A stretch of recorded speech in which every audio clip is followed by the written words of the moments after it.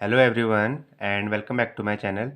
तो बहुत सोचने के बाद मैंने डिसाइड किया है कि मैं एल आई सी डबल का फॉर्म डाल रहा हूँ और मैं ए डी ओ का नहीं डाल रहा हूँ, क्योंकि ए डी ओ के बारे में नेगेटिविटी फैल रही है कि सेल्स जॉब है, मार्केटिंग जॉब है और परमानेंट भी नहीं है। और सबसे बड़ी चीज़ है कि 3 लाख का बॉन्ड है। तो कल मैंने अनिल सर की वीडियो देखी थी, उनका भी यही कहना था इनडायरेक्टली कि आप ए डी ओ का फॉर्म नहीं भरो अनलेस एंड अनटिल आपको बहुत ज़्यादा जॉब की ज़रूरत नहीं है। तो मेरे हिसाब से जिन भी लोगों की तैयारी ठीक ठाक है या फिर जिनको फाइनेंशियली बहुत ज़्यादा प्रॉब्लम नहीं है तो वो ए डी ओ का फॉर्म ना भरें, क्योंकि अगर आपकी जॉब लग जाएगी फिर आप ज्वाइन करोगे तो मार्केटिंग की जॉब है पूरी, और उसके साथ आप पढ़ाई भी नहीं कर पाओगे, क्योंकि सर ने बोला कि ये 10 to 5 जॉब नहीं है, आपको टारगेट्स पूरे करने पड़ेंगे। और अगर आप ए डी ओ में टारगेट पूरे नहीं करते हैं तो वो आपको निकाल भी देंगे। तो इससे बेटर यही है कि आप ए डी ओ का फॉर्म ना डालो। ये मेरी राय है पर्सनल, बाकी आपकी चॉइस है। मैं ये नहीं कह रहा कि आप ए डी ओ मत डालो या मेरे कहने पे नहीं डाल रहे हो, ये पर्सनल आपकी चॉइस है। बट जिसका मार्केटिंग या सेल्स में जिसका इंटरेस्ट है तो वो लोग इसे डाल सकते हैं। एंड मैं L I C double O का फॉर्म तो भर ही रहा हूँ, तो मैंने सोचा कि आज मैं अपना टू डू लिस्ट आप लोगों के साथ शेयर कर दूँ कि मैं क्या क्या चीज़ें करने वाला हूँ आज डबल ओ के लिए। तो सबसे पहली बात तो ये है कि मैं मेंस का एक पीडीएफ कोर्स करूँगा।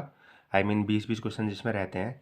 तो एल आई सी डबल का मेंस का तो अभी आया नहीं है, क्योंकि ये जब प्री हो जाएगा उसके बाद ही अपलोड करेंगे उसमें। तो मैं क्या करूँगा, मैं S B I P O का मेंस का जो पीडीएफ कोर्स है उसे आज करूँगा, और 20-20 क्वेश्चन उसमें रहते हैं। तो सबसे पहले मैं मेंस के 60 क्वेश्चन करूँगा, 20 ईच। और इसके अलावा मैं करंट अफेयर करने वाला हूँ जनवरी का, और मैं वो स्टडी आई क्यू से ही करने वाला हूँ जो बेस्ट 300 MCQ होता है उनका, और डेली वाला भी करूँगा। तो अभी मैंने बीच में करंट अफेयर करना छोड़ दिया था, तो अब दोबारा से जनवरी से मैं स्टार्ट कर रहा हूँ, क्योंकि डबल ए का अगर प्री निकल गया तो मेंस के लिए सिर्फ 1 महीना है, और 1 महीने में तैयारी नहीं होती है। तो मैं मेंस भी लेके चल रहा हूँ, प्री भी लेके चल रहा हूँ।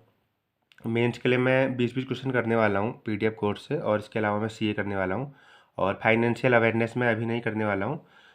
जब लगेगा कि प्री अच्छा गया है और प्री निकल जाएगा तो उसके बाद भी आप लोग उसे कर सकते हो फाइनेंशियल अवेयरनेस, क्योंकि अगर प्री अच्छा नहीं गया फिर फाइनेंशियल अवेयरनेस और किसी एग्जाम में तो आनी है नहीं, तो वो फिर दिक्कत करेगा।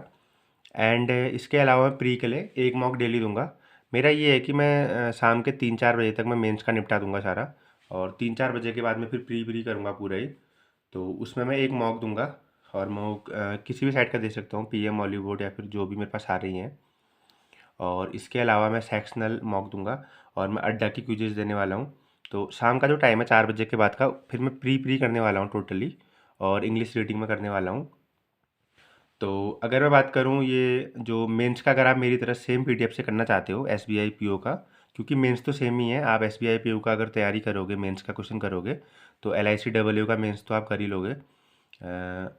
और इसके अलावा मैं प्री के लिए भी मैं डेली टारगेट भेज दूंगा, जैसे कि इनका जो है एग्ज़ाम वाइज, तो इसमें R B I sorry L I C double का जो प्री का जो पीडीएफ बंडल कोर्स है वो अपलोड हो चुका है, 19 डेज तक का हो गया है।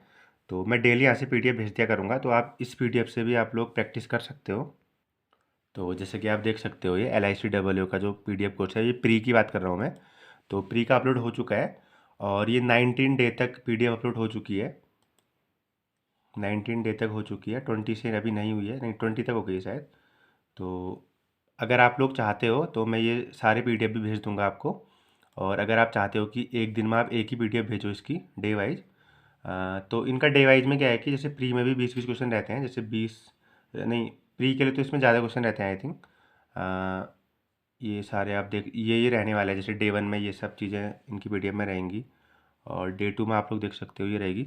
तो एक कंप्लीट प्रैक्टिस हो जाएगी, एक प्रैक्टिस सेट टाइप का आप कह सकते हो, एक पूरा मॉक ही मानो इसे।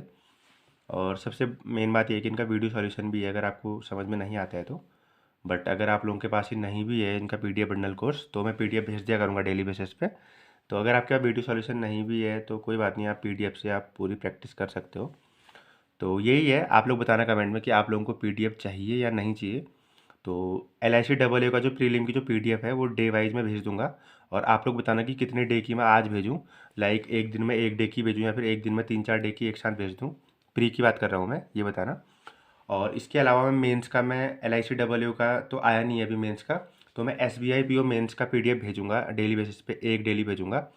तो आप लोग बताना कि आप लोगों को मेंस की पीडीएफ चाहिए या नहीं चाहिए।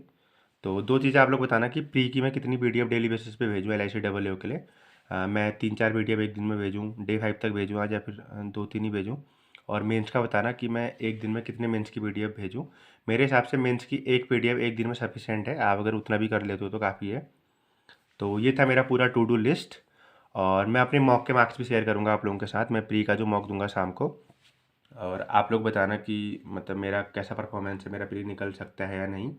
तो कल मैंने ऑलिव का मॉक दिया था, ऑलिव बोर्ड में जो ऑल इंडिया लाइव मॉक आया था, तो उसमें तो मेरा अच्छा आ गया था, 64 मेरे मार्क्स आए थे। तो यही है मेरा।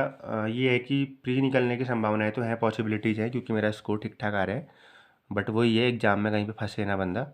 और अगर एग्ज़ाम में वही है कि कहीं पे पजल में कोई फंस जाता है या कुछ भी हो सकता है। अब जैसे मैंने बताया ना, मेरा एक दोस्त था तो उसके रीजनिंग में 13 हुए हैं और मेरे 25 करके आया। मैं 3 मिनट पहले मेरा पेपर हो गया था FCI का। तो वही है कि हर एग्ज़ाम में आप कहीं फंस सकते हो बजल में। तो ऐसा नहीं है कि अगर आप मॉक में अगर आप 95 परसेंटाइल आ रहे हो तो एग्ज़ाम आपका क्लियर हो ही जाएगा। वो 1 घंटा आपका मैटर करेगा वहाँ पे कि आप कहीं पे फंस तो नहीं रहे हो, और अगर आप फंस भी गए तो वहाँ से आप कैसे आगे निकल रहे हो। तो एग्ज़ाम का डे मैटर करता है। कई लोग कहते हैं कि तुम्हारा मॉक में तो अच्छा था लेकिन पेपर नहीं निकलता। तो वही है कि किस्मत की बात है।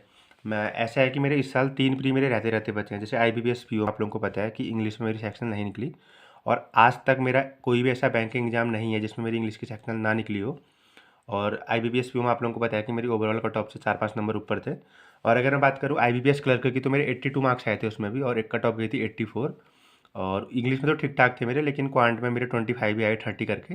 तो वही है कि आपकी किस्मत बहुत मैटर करती है। जैसे कि फॉर एग्जांपल मेरा IBPS क्लर्क 2 नंबर से नहीं हुआ, और IBPS PO में इंग्लिश की सेक्शनल 1 नंबर से नहीं निकली, और SBI क्लर्क भी मेरा होते होते रहा, पेपर गंदा चले गया था। तो काफ़ी सारी चीज़ें होती हैं जिसमें हम छोटी छोटी मिस्टेक करते हैं और दिक्कत होती है। तो ये था मेरा टू डू लिस्ट और प्लान, आप कह सकते हो कि LIC डबल ए के लिए क्या क्या रहने वाला है। तो ठीक है, फिर मिलते हैं नेक्स्ट वीडियो में। Thank you so much.